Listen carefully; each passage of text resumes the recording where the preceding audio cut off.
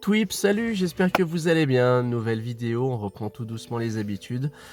Vous avez vu que la dernière était un petit gag, hein, un petit clin d'œil à une scène célèbre de Forrest Gump de Zemeckis, où je faisais mon petit compte-rendu de Japan Expo.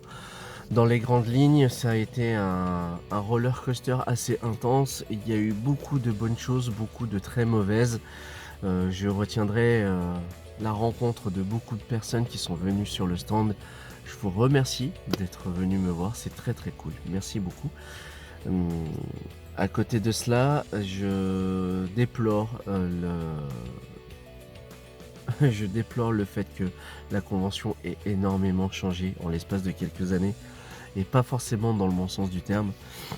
Donc Japan Expo, je ne sais pas si je reviendrai l'année prochaine au parc des expositions. Ou alors il faudra peut-être changer de stratégie. Enfin, c'est encore un petit peu frais. Je préfère ne pas émettre de d'avis définitif sur le sujet.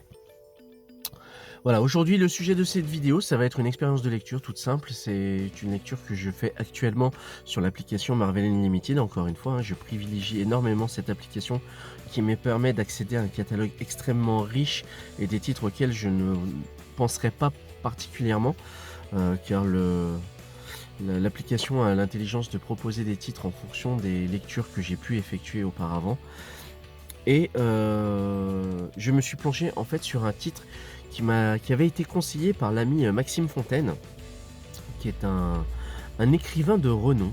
À l'heure où je tourne cette vidéo, il est en train de rédiger le troisième volet, le troisième opus des aventures de sorciers au pluriel. Une histoire de magie, donc vous aurez compris le sujet. Et bien, force est de constater que nous avons un point commun qui est que le mutant elfique bleu téléporteur, à savoir Kurt Wagner alias Diablo, avait eu droit à sa propre mini-série au milieu des années 2000 et il avait partagé un long post sur cette mini-série dans lequel il faisait part en fait de son implication indirecte sur ce titre qui mélangeait ésotérisme, euh, relations plutôt particulières. Enfin, il est il m'est difficile en fait de vraiment vous donner les clés de la lecture de ce titre parce qu'en fait, c'est un mélange de plusieurs genres. On va prendre effectivement le personnage de Diablo comme personnage principal, mais il va être amené à arpenter des chemins un peu plus différents de ce dont on a pu dont on oh, j'ai du mal à parler. C'est une catastrophe. J'essaye de faire des phrases sophistiquées, j'y arrive pas. En gros, ils prennent le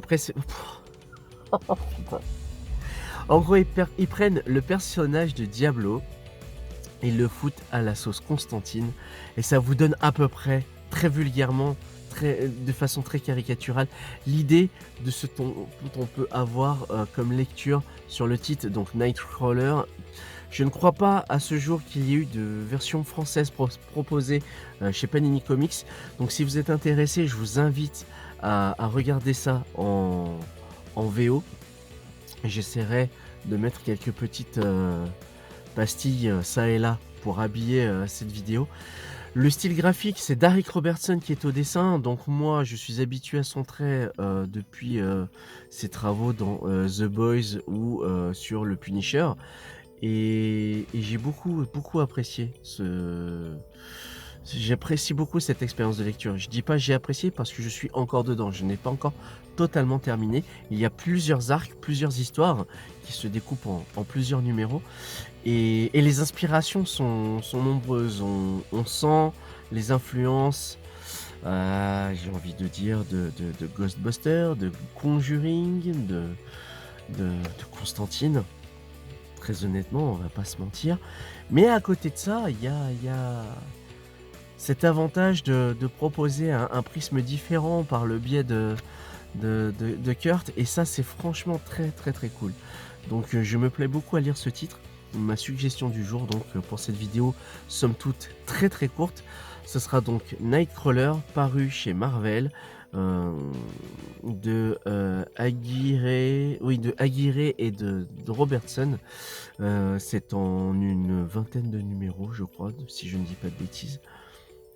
Je m'excuse encore si j'ai dit énormément d'erreurs tout au long de cette vidéo, mais à côté de ça, voilà, je reprends tout doucement le cours des choses.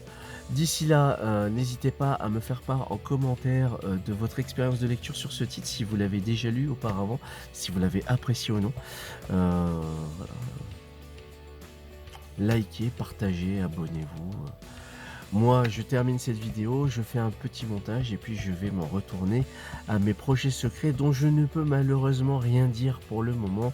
Clause de confidentialité oblige, donc je suis point lié pour le moment.